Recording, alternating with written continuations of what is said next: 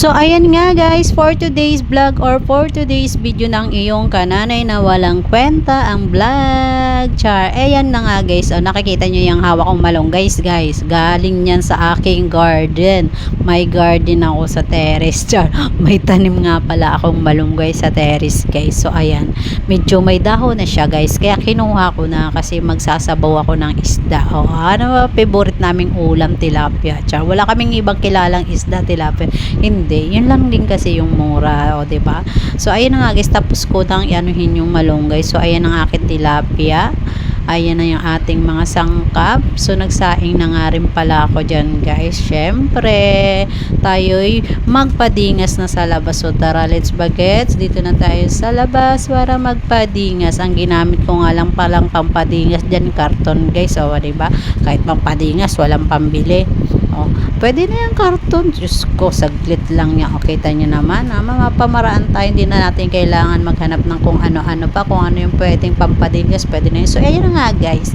Nagigisa na nga ako dyan, guys, ng ating sasabawang tilapia. Inuna ko na nga pala yung sasabawang tilapia bago yung pernito. So, ayun na nga, guys.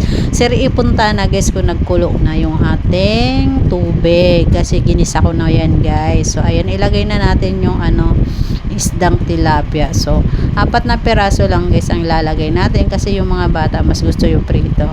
So, ayan. Ako lang yung may gusto ng sabaw, char. Gusto din nila yung sabaw pero yung tilapia mas gusto nila yung prito. So, ayan nga guys. Naglagay na ako ng 4 na perasong tilapia. So, ayan. Syempre, ayan.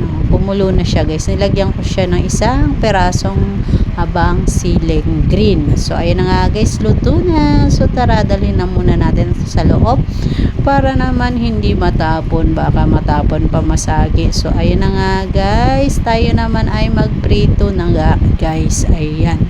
Ayan. Oh, prituhin na natin. So, ayan. Ang prinito ko nga pala dyan, 4 na peraso din. Syempre, pag-iisa sila sa akin yung hindi prinito.